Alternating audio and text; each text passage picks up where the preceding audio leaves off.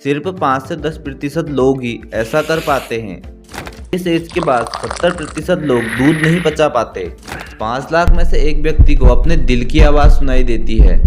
सिर्फ ये लोग ही अपने कान को हिलाने में सक्षम हैं। केवल 2% लोग इसमें सफल रहे, लेकिन इससे आपके शरीर की ताकत का पता चलता है। आप शायद अपनी रिंग फिंगर को अलग करने में असमर्थ हैं। जब भी आप अपनी छोटी उंगली या मध्य उंगली को हिलाएंगे तो आपकी रिंग फिंगर अपने आप हिल जाएगी। ऐसा इसलिए होता है क्योंकि हमारी उंगलियों की गति को नियंत्रित करने वाली नसें आपस में जुड़ी हुई होती हैं। इसमें से एक नस अंगूठे, तर्जनी और आधी बीच की उंगली को नियंत्रित करती है, जबकि दूसरी नस छोटी उंगली, अनामिका और मध्य उंगली के दूसरे हिस्से को कंट्रोल करती है।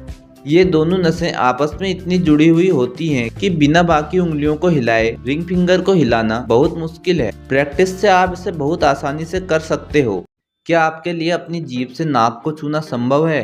अगर हाँ, तो आप एक यूनिक इंसान हो, क्योंकि पूरी दुनिया में 5 से 10% लोग ही ऐसा करने में सक्षम हैं। और जो लोग ऐसा कर सकते हैं वह लोग अपनी जीभ से अपने चिन्ह को भी छू सकते हैं। क्या आपने कभी किसी को अपने अंगूठे को पूरी तरह पीछे की ओर मोड़ते हुए देखा है? यह देखने में बहुत असामान्य लगता है, लेकिन बहुत कम लोग ऐसा कर पाते हैं। यह कोई बीमारी नहीं है, बल्कि एक सामान्य शारीरिक विशेषता है जिसे हाइपर मोबिलिटी कहा जाता है। इस क्षमता वाले लोग अपनी उंगलियों और शरीर के अन्य हिस्सों को भी सामान्य से अधिक लचीला बना सकते हैं। दूध, जिसका सेवन हम बचपन में अपनी हड्डियों को बढ़ाने के लिए करते थे और अब इसका उपयोग चाय बनाने के लिए किया जाता है। पर क्या आपको पता है कि बहुत कम लोग दूध को सही से पचा सकते हैं? इसका कारण यह है कि दूध में मौजूद लैक्टोज को पचाने के लिए शरीर में एक विशेष एंजाइम की जरूरत होती है, और जब लोग बड़े होते जाते हैं तो यह एंजाइम कम होते जाता है। केवल 30% लोग ही इस एंजाइम को बनाए रख पाते हैं, जबकि बाकी लोगों को दूध से गैस, पेट दर्द और अन्य समस्याएं आने लगती हैं। अब एक मजेदार चैलेंज लेते हैं। जब आप किसी से बात करते हो या कुछ बोलते हो तो अपनी नाक से सांस लेने की कोशिश करें। सांस लेने के लिए रुके नहीं, मतलब कुछ बोलते भी रहें और बोलते बोलते नाक से सांस लेने की भी कोशिश करें। यह लगभग असंभव लगता है ना? केवल 1% लोग ही ऐसा करने में सक्षम हैं, और इसमें से ज्यादातर तो संगीतकार होते हैं, क्योंकि वह लोग अपनी सांस लेने की तकनीक को बहुत अच्छे से नियंत्रित कर सकते हैं। अब कल्पना करें कि आपको अपनी आंखों की हलचल की आवाज़ सुनाई देती है। हाँ, यह संभव है। कुछ दुर्लभ लोग अपनी आंखों के हिलने को अपनी खोपड़ी के अंदर सुन सकते हैं। यह एक रेयर सिचुएशन है जो लगभग 5 लाख में से एक व्यक्ति में पाई जाती है। यह एक छोटे से छेद के कारण होता है जो आंतरिक कान को कवर करने वाली हड्डी में होता है। ऐसे लोगों को संतुलन और सुनने की समस्या भी हो सकती है, और वे लोग अपने दिल की धड़कन को भी स्पष्ट रूप से सुन सकते हैं। क्या आप अपने कान हिला सकते हैं? अगर हाँ, तो बधाई हो। लगभग 22% लोग ही अपना एक कान हिला सकते हैं, जबकि केवल 18% लोग दोनों कानों को हिला सकते हैं।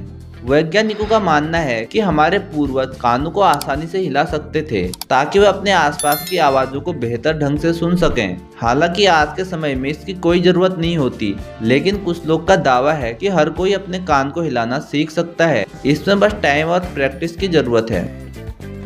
अब बात करते हैं आईब्रो उठाने की। अगर आप सिर्फ एक आईब्रो उठा सकते हैं तो आप 33% लोगों में शामिल हैं, लेकिन दोनों आईब्रो को आप एक दूसरे के विपरीत उठा सकते हो तो आप बहुत दुर्लभ हो। अगर आप ऐसा नहीं कर पा रहे हैं तो निराश ना हो, इसे प्रैक्टिस से सीखा जा सकता है। एक शीशे के सामने खड़े होकर बस एक आईब्रो को हाथ से पकड़ें और दूसरे को ऊपर नीचे करें, और बस इसी प्रक्रिया को दूसरी भौं के साथ दोहराएं। कल्पना करें कि आप 10 मंजिला इमारत की छत से गिर गए और फिर भी आपकी कोई हड्डी नहीं टूटी। क्या यह संभव है? हाँ, यह संभव है। यह एक जेनेटिक म्यूटेशन के कारण संभव है, जिसमें कुछ लोगों की हड्डियां सामान्य से 8 गुना अधिक घनी हो जाती हैं। ऐसे लोग लगभग अटूट हो जाते हैं। दुनिया में केवल कुछ हजार लोग ही ऐसे हैं जिनकी हड्डी अटूट है।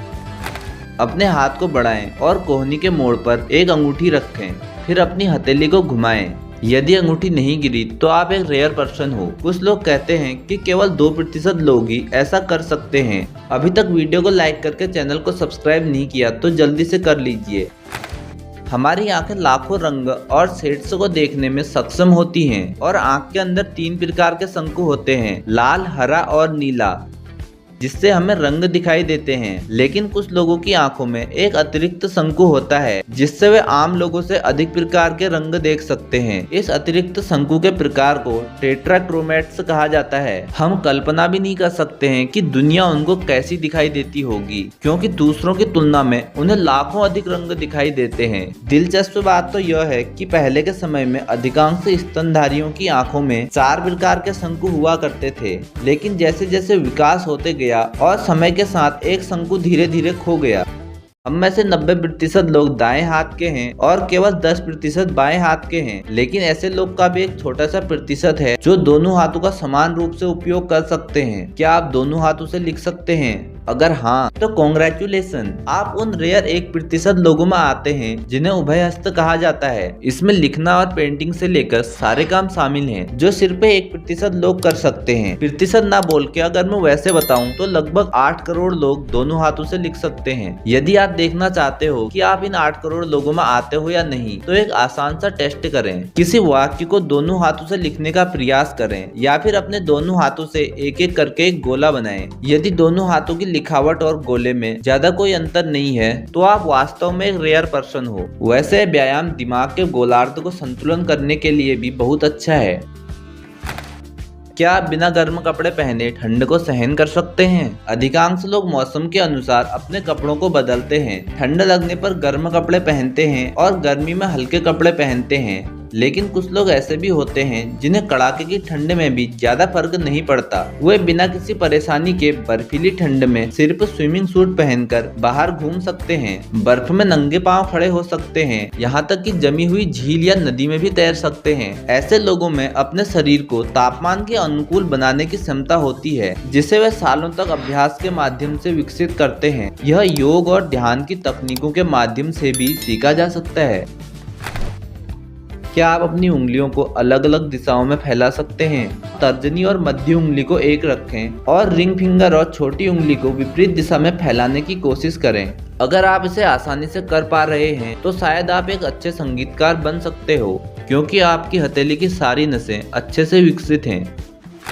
क्या आप खेचरी मुद्रा योग कर सकते हो? खेचरी मुद्रा योग की एक अनोखी तकनीक है जिसमें जीभ को मोड़कर मुंह के ऊपरी हिस्से में ले जाया जाता है, यानी कि जीभ को पीछे की तरफ मोड़ो और ऊपर जो नाक की नली है उसमें डालो। ऐसा करने से शरीर और दिमाग में एक अनोखी तरह की ताजगी महसूस होती है। कुछ लोग तो यह भी दावा करते हैं कि यह मुद्रा भूख, प्यास और चिंता को कम करने में मदद करती है, लेकिन यह आसान नहीं है। इस योग को सीखने में ही महीनों या सालों का समय लग जाता है। अगर आप इसे सीख लेते हैं तो आप एक रेयर इंसान की सूची में आ जाते हैं।